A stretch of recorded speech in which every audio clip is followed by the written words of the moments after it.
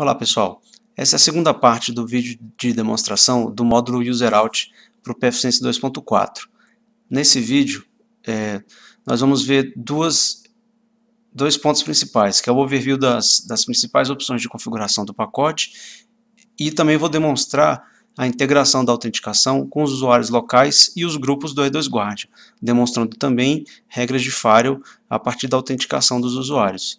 Se você chegou nesse vídeo através de uma pesquisa e quiser ver a primeira parte do vídeo, a descrição, o link para ele está na descrição do vídeo logo abaixo, bem como o link para as outras partes dessa demonstração. Bom, no pacote, o que a gente tem de configuração? Habilito, como na maioria dos pacotes, uma opção que você não precisa sair desfazendo configuração, você só habilita ou desabilita o que você configurou. O tempo máximo que uma informação de autenticação vai ficar no cache. Normalmente pode definir como 4 horas para as empresas ou redes onde aquele expediente padrão de 8 a meio-dia, de 14 a 18, que não tem troca de turno de pessoas e tudo mais. Mas isso aqui você pode definir para o padrão que você quiser. 15 minutos, meia hora. Eu vou deixar aqui por padrão 4 horas. A questão da licença. Quando salvar e executar a primeira vez, ele vai comunicar com o servidor que valida a licença e vai baixar a versão da comunidade, que é gratuito até 8 conexões. Aqui nós temos a forma de integração com o Captive Portal, que pode ser nenhuma, você vai ler exclusivamente informação do AD e as máquinas que não tiverem, que não forem identificadas, ele vai usar um acesso padrão ou vai negar acesso de acordo com a sua configuração do E2 Guardian. Você pode encaminhar para o Captive Portal da própria ferramenta, integrado com o E2 Guardian. Para caso ele não consiga identificar o usuário, ele joga essa pessoa para um portal Captive.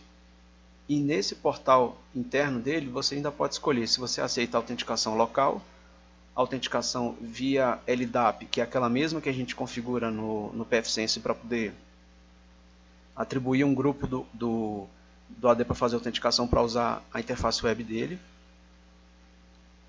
E você ainda pode escolher fazer uma query WMI direto para o cliente. E aqui embaixo você define que usuário e senha você vai utilizar para essa conexão.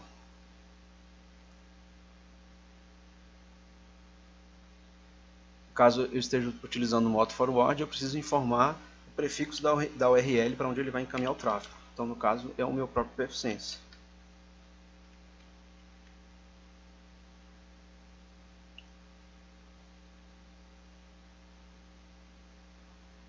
Aqui na parte da integração dos grupos, você diz se você vai controlar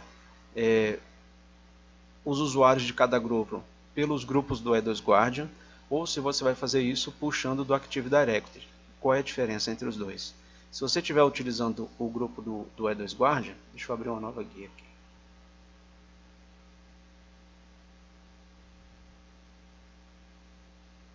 Eu vou definir, por exemplo, aqui um grupo chamado suporte.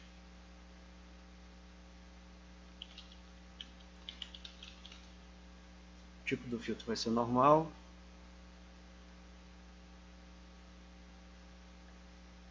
Vou fazer a configuração bem padrão. Usa a configuração de relatório global. Salvo. Acho que eu esqueci de marcar alguma coisa aqui. E vou criar o grupo dos operadores.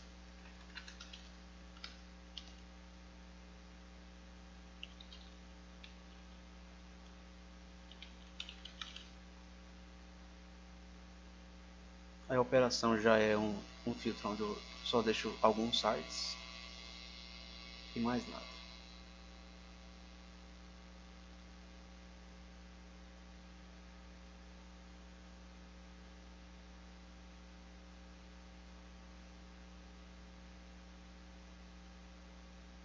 E aqui eu posso dizer que o grupo do suporte vai ter o João.Silva e o Jack. E no grupo da operação, o Marcelo.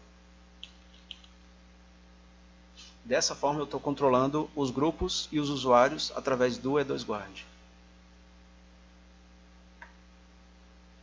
Agora, se eu mudo a configuração no pacote de autenticação, dizendo que eu vou utilizar os grupos do AD, aí nesse campo eu já não seto nenhum usuário, eu deixo eles em branco, porque a informação vai ser puxada do Active Directory. Então você não precisa definir, só precisa que o nome do grupo seja o mesmo nome do grupo no seu AD.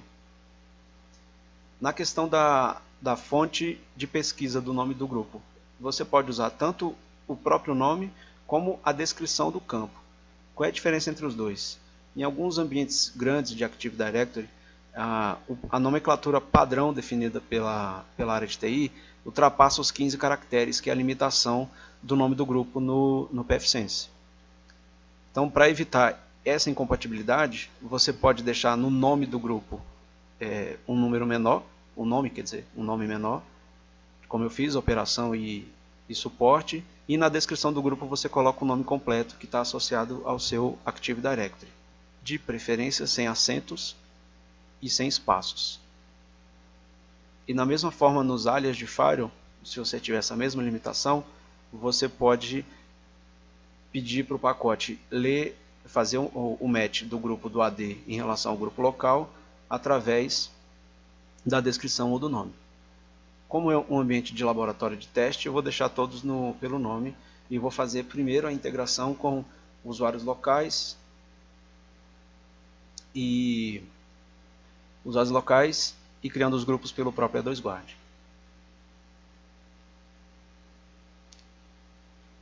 Aqui nas abas, quando a gente for fazer a integração pelos domínios, é aqui que a gente vai cadastrar. Essa terceira aba, ela mostra os usuários ativos, ou seja, os que foram logados pelo Captive Portal ou os que a ferramenta identificou automaticamente através do AD. E aqui os logs de execução.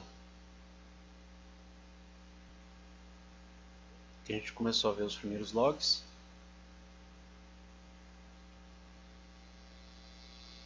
Como a integração está local, ele encontrou aqueles dois primeiros usuários no grupo suporte e um usuário no grupo operação. Active Sessions não vai ter nenhuma porque eu ainda não joguei nenhuma máquina para tentar se autenticar aqui. E domínio ainda está vazio, né? Estamos rodando exclusivamente no modo de autenticação local.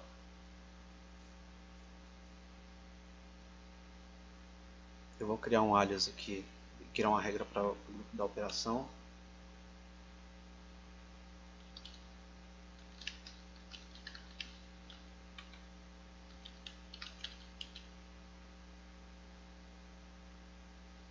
E um outro grupo suporte.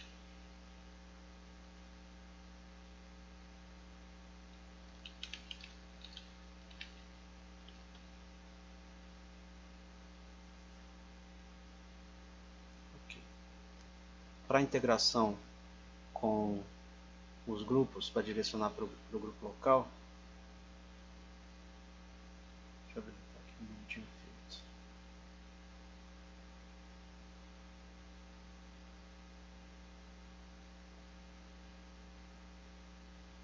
Preciso criar uma CA também.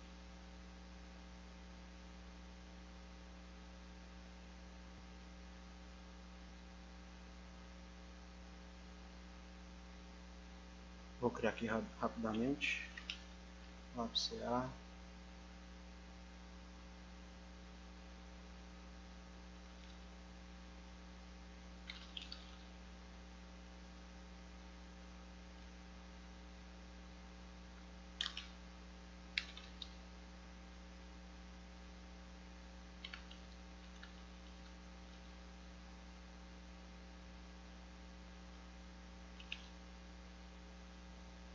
Ok.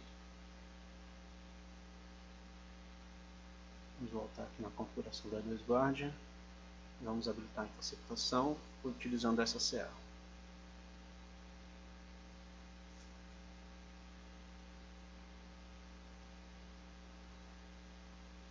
Eu já estou com o Daemon rodando, já tenho os grupos e preciso habilitar essa autenticação DNS para poder interagir com o pacote de autenticação. É o pré-requisito de configuração do E2Guard para integração com os dois é esse.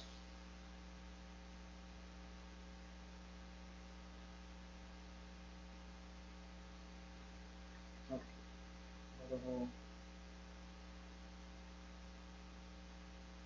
pegar uma máquina virtual Linux que eu tenho aqui.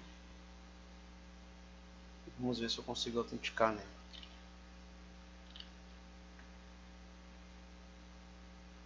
Você que está vendo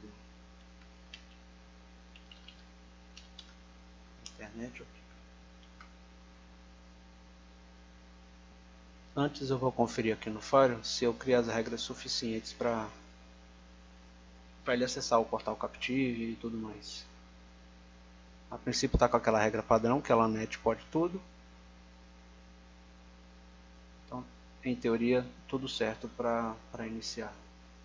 Vamos ver aqui, ó, esqueci de configurar o WPAD.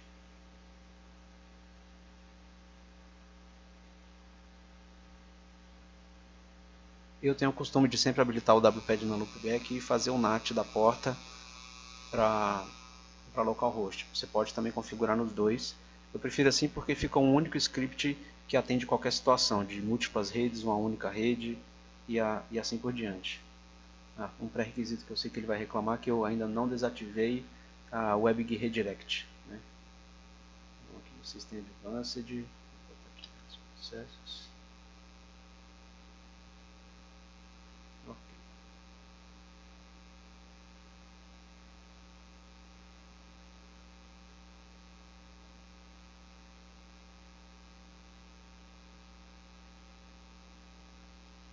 Configuro ele para ouvir na porta 80.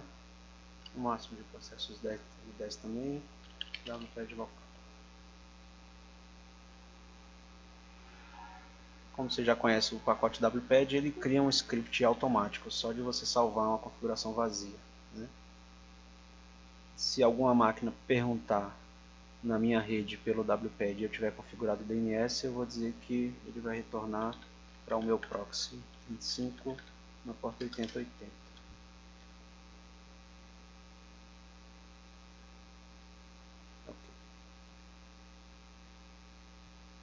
Como eu acabei de configurar o WPAD, então eu volto no pacote de autenticação e mando ele salvar novamente, para ele poder verificar a presença do WPAD configurado e fazer os ajustes necessários para a página do Captive Portal aparecer. Né?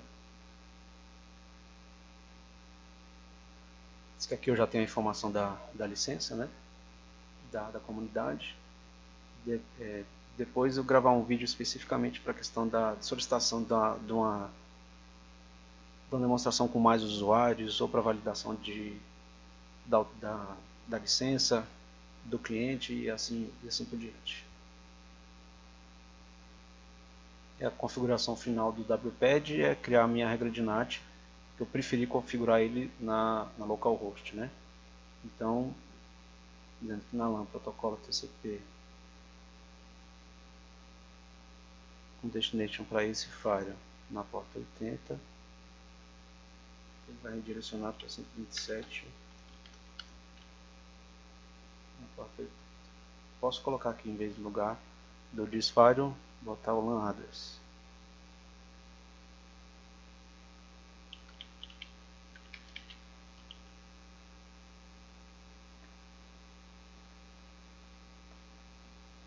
Ok. Com a configuração do WPAD concluída, vamos testar aqui para ver se ele está conseguindo trazer a URL.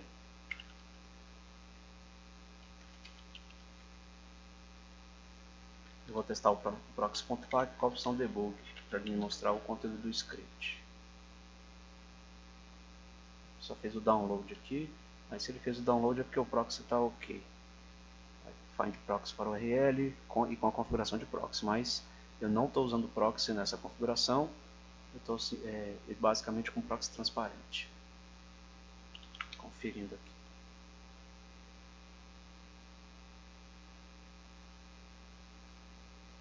Proxy desabilitado. Então, com o o userout configurado para interagir com o Captive Portal integrado e o E2Guard configurado, vamos tentar abrir um site.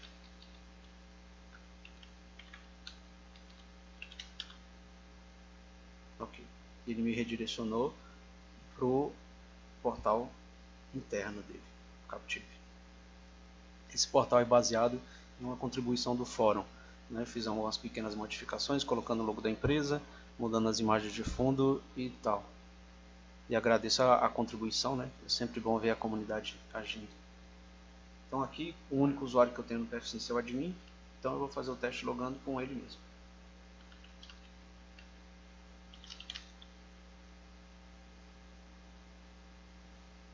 Ok, me autenticou e já me jogou para o site. Tinha digitado errado o site, vamos ver agora. Beleza, navegando dentro de um Linux autenticado. Vamos ver como é que está aqui no E2 Guard. Aqui o user admin autenticado. Só que eu não fiz ele fazer parte de nenhum grupo, né? Vamos colocar aqui no grupo do suporte.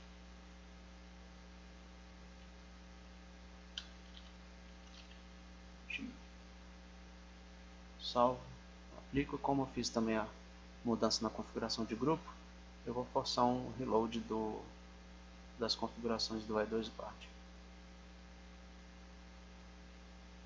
Vamos voltar aqui nas regras. Eu não criei nenhuma regra, tem uma regra de LANet. Então eu vou criar na parte de cima uma regra dizendo que o suporte tem acesso total à internet.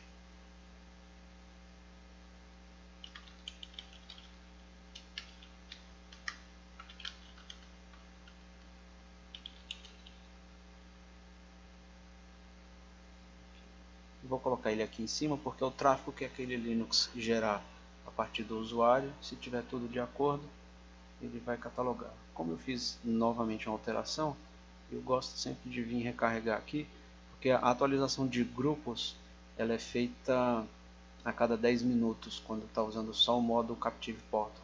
Porque assim, durante a fase de configuração, tudo bem, são vários reloads, várias configurações, mas no uso normal do proxy não é tão comum no Fire você ficar alterando regra a cada 10, 15, 20 minutos. Né? Então você recarregar os grupos a cada 10 minutos, para mim parece um número bastante razoável.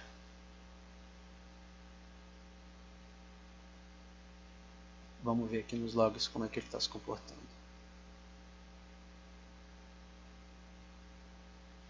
Ok, ele registrou aquele logon automático do admin. E eu tenho aqui já o usuário ativo, o IP da máquina e o usuário. Não apareceu o grupo. Vamos verificar por quê. Vamos rodar novamente. Ok, encontrou o usuário. Certo, acho que era só o tempo dele recarregar de novo.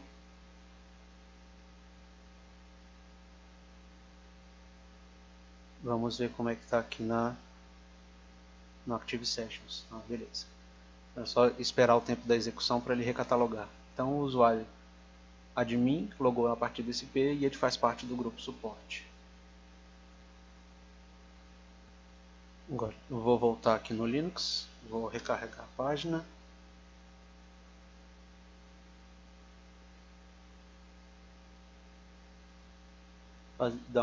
Fazer uns testes de navegação e vamos ver se lá no alias daquele grupo se já tem tráfego registrado.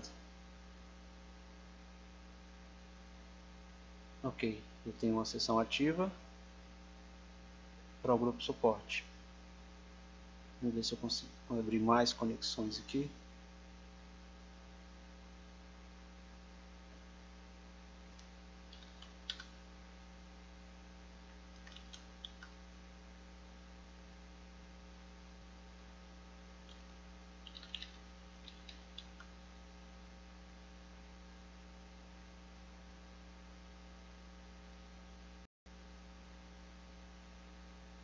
Ok, tenho 9 conexões ativas, então todo o tráfego daquela máquina está batendo aqui. Esse é o básico de demonstração da autenticação local por usuários, né? Vamos ver, subir um segundo usuário aqui.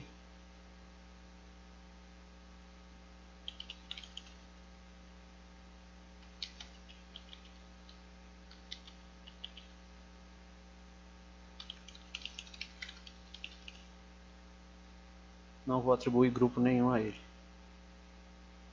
Deixa eu tentar pegar uma máquina Windows aqui agora para fazer o mesmo.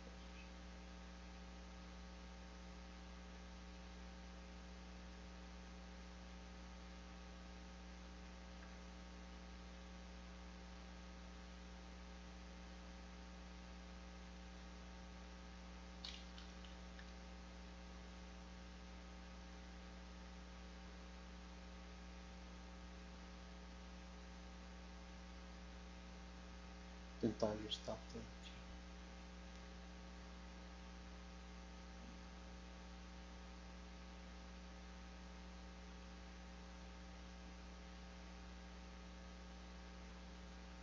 Testar com o Firefox nessa máquina aqui, que eu usei o Chrome no Linux, né? Só para variar com os navegadores.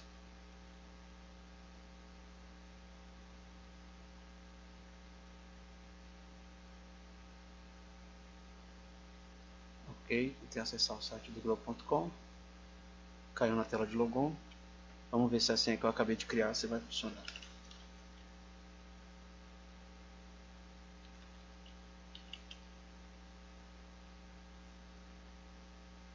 Perfeito. O meu usuário, Marcelo, ele está no grupo restrito, né? Da operação, somente site de exceção. E a página que ele me mostrou foi exatamente essa. Eu vou criar um site de um exception aqui para ele. Tá aqui a social media e o site da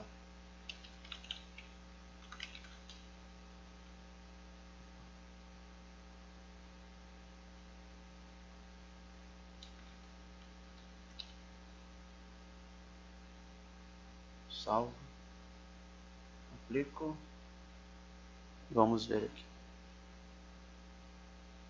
Se eu quiser acessar agora,